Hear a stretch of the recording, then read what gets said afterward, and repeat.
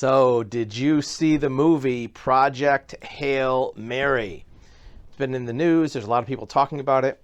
In this video, we're going to look at 6 very strong life lessons that you can extract from that movie that may not have been that obvious when you watched it, but I'm sure you did see these events and these scenes happen, and they probably moved you in a certain way, but you probably didn't notice the life lesson consciously. And we're going to look at what those are. So if you haven't seen the movie, there may be some slight spoilers in this video, so you might want to think about that. The first one is the lesson that relatable is valuable.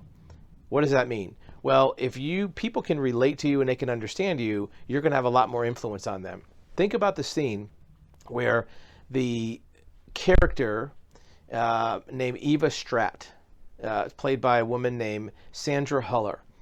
And she was this scientist, government person who was very serious, very straightforward, very kind of logical, who was putting together this mission to save the Earth. And because of the fact she had so many responsibilities, she was very harsh, very hardcore. I wouldn't say mean, but just not very warm and congenial. And her genuineness, her honesty, her straightforwardness was appreciated by all the people in this group, but there was still a little bit of distance. And the main character, played by Ryan Gosling famously, was kind of a little put off by this Eva Stratt. And throughout the movie, there was a little bit of kind of animosity between the two. And there were hundreds of other important people in this group that Eva Stratt was running. It never really got into that they have the same kind of distance from her. But there was a scene where Ryland Grace, the character played by Ryan Gosling, was talking to her outside on this ship, and he was asking questions, personal questions like, how can you do this? How can you tell people to do something that's risking their life? And she was very straight and cold. But she realized that a normal, ordinary person is not going to understand her coldness, her clinical nature. So she walked back into the ship, and they were having a small party where they were singing karaoke. And she picked up a microphone and she sang a song that was a karaoke song. And people were surprised because they'd never seen this side of her. They never saw that warm, personal, genuine human side of her. The event changed how people saw her, and it gave people more of a connection and a willingness to give their all for this character. This is a good lesson to learn in business and even in personal life. If you have people that you're different from them, you are maybe in a different demographic, different income, different type of job, different lifestyle, but you want to connect with them. Maybe they're friends, maybe they're relatives, maybe they're coworkers. You don't want to change who you are and pretend you're something different, but occasionally be humble and do something that's relatable to them so they can see that you're not completely distant and you're willing to conform to be like them and understand where they're coming from. So that's number 1. Relatable is valuable and powerful.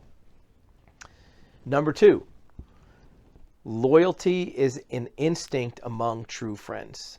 There was a scene where the alien named Rocky was telling stories about his life and back and forth with Ryland Grace about his life, and was talking about how Ryland Grace, played by Ryan Gosling, had a girlfriend. And the character, Ryan Gosling's character said, yeah, I'm not with that girl anymore. She ran off with Mark. And the alien, this is early on in their relationship, didn't know much about him, but they were friends. His 3-word line was, Rocky hate Mark. So even without knowing Mark, knowing the girlfriend, the circumstances were, he instantly took the side of his friend, Ryan Gosling's character, and said, I hate Mark because he's with your old girlfriend. Not knowing the context or anything else. Loyalty is instinctive among true friends. So if you have a friend who you're not sure if they're a true friend, if they're a real friend, or just out of convenience, look for clues of where the loyalty is instinctive. There was another scene in a movie called The Town where there were some bad guys who were robbing banks and beating people up. And in this movie, there was one of the characters who had to go beat some people up. And he went over his friend's house and said, look, you can't ask any questions. We're going to go. We're going to hurt people. And we might get in trouble. And you can't ask anything about it. And his friend just looked at him and said, whose car are we taking? Didn't ask any questions. Why are we doing it? Who it is? Are we in danger? Are we going to get caught? He just said, whose car are we taking? It was the same instinct of loyalty among true friends. So look for friends that have your back that way. Not all of them will, obviously. Not everybody's going to be down for the count with you that way. And also look to see what people in your life you're willing to go to the mat for as a true friend. Number 3 has to do with those last two, the first two. The best things sometimes are not planned. Those two scenes in the movie Project Hail Mary, where Rocky said, Rocky hate Mark, and where Eva Stratt sang the karaoke song, were not in the original script. In fact, if you read the book, which I read the book 5 years before the movie came out, neither one of those scenes were in the book. They're not originally in the book. What happened is, as they were shooting the film and as they were producing the movie, these were ad-lib moments that just came up in dialogue, in conversation, as they were rehearsing scenes, as they were preparing for scenes. And they became so powerful that the director left them in the movie.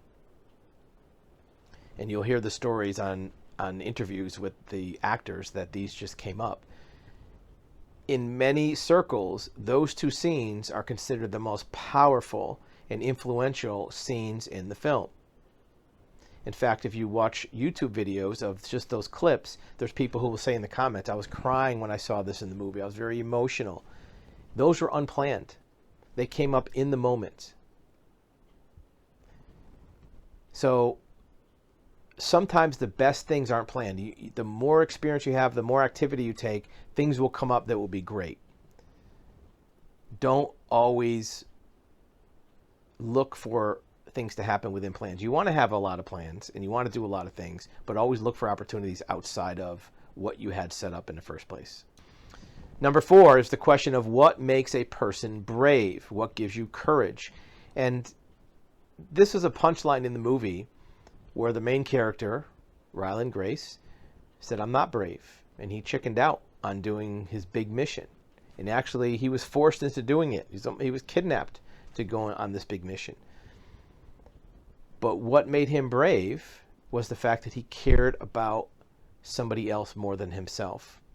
And there was a very small clue to that earlier on before he left on his mission. He was asking one of the other mission people, asking, how are you so brave? I'm not that brave. And the person said, you're brave when you find something you care about more than yourself. And that's what happened in the film. So if you're having trouble committing to something, taking a big step, doing something that's scary, it's because you haven't found something yet that's more important than your fear. And that's okay. It doesn't mean you have to force through it. Just look for things that are more important. Maybe there's things you haven't seen yet.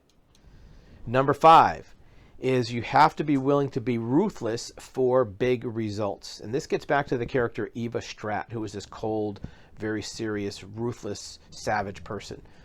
She was trying to save the earth, trying to save humanity. And in doing so, she put a lot of people in risk of their life going on missions.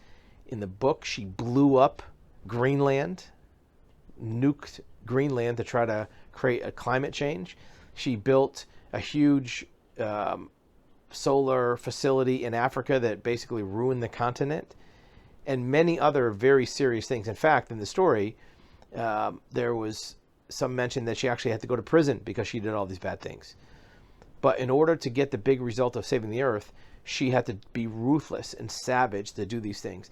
Now, you don't want to be a psychopath and a crazy person, but you also have to sometimes shed comfort and do things that are maybe hardcore in order to get big things done. And you'll see that in the movie. The next time you watch it, which I'm sure you'll see it again, look for those ruthless things that Eva Stratt did, which at the time she may seem like a villain, but in reality she was trying to do good things. And number 6 is a little bit of a bonus. This is something you can use in your personal life. If you've ever watched a movie like Project Hail Mary, and we're just amazed at some of the lines and things people said that were so profound and so inspiring and so emotionally gripping. You've seen that in other movies and TV shows where somebody always has really great lines and clever comebacks and pithy arguments and funny jokes to say, or if they're challenged, they know exactly how to reply. Well, you got to remember, that's not the actor talking. That's the character talking by way of the writers. The writers put together a script over the course of it, in the case of a movie, a month long. And that script can change and be adapted, and people come up with ideas. There's many, many writers on a film. Even in a TV show that they produce every week, the original script usually hits on Sunday. They do a table read on Monday. They start to dialogue it. They start to rehearse it, knowing full well when they're doing rehearsal on Wednesday on set with the other actors, that the lines they're saying in that rehearsal are probably going to be changed by the writers by the time they do their filming on Thursday or Friday, their camera shooting. Because the writers are always looking to upgrade the lines to make them so perfect. When you watch the show, in 25 minutes, you see just an amazing series of dialogue. How does that affect you? Well, you can be magic by having a personal script ready. Well, how can you write a script if you don't know the show? You do know the show. You can anticipate what challenges, what questions you're going to have tomorrow. You know what meetings you'll have in the middle of the week. You'll know what people throw at you as far as questions. You'll know what challenging situations you always run into with that annoying person, or maybe with your spouse, or maybe with your kids. You can anticipate and predict what things are going to come to you. So if you think about, well, if this person says this, here's my comeback. If this person challenges me with this, here's how I'm going to come back at it. Because a lot of times these repeat. So if you write yourself a personal script, you'll have these really amazing magic lines to say. Not only will you impress that person, but you'll impress the others around you. If you've ever seen the series called Mad Men from back in the early 2000s, it was about an advertising agency. There was a character named Roger Sterling who was a executive in this advertising agency. And throughout the series, he had great lines, always very clever and funny and sometimes offensive in hindsight. But they were great lines. You can look up Roger Sterling Mad Men clips, and there's YouTube videos of just clips of throwing out these lines, and they're amazingly clever. Well, the actor who plays Roger Sterling didn't think of all these in the moment. It just looks like he's always clever because the writers had a week to come up with this line for him to deliver in that scene and set him up with the question. You can do the same thing in life. Set yourself up with a script that you have 5 or 6 answers to the common things you have to face, and you will look like a magic genius at work, in your relationship, with your friends. Come up with a joke. Come up with a criticism of another person, maybe a put down so you can put somebody in their place if they're always on your back. Or at work, if there's a meeting that comes up every week and you're always tongue-tied, you don't have anything to say, even if you come up with just 1 or 2 things, you don't have to take over the meeting and monopolize it with your monologue, with your narrative. In fact, many times less is more.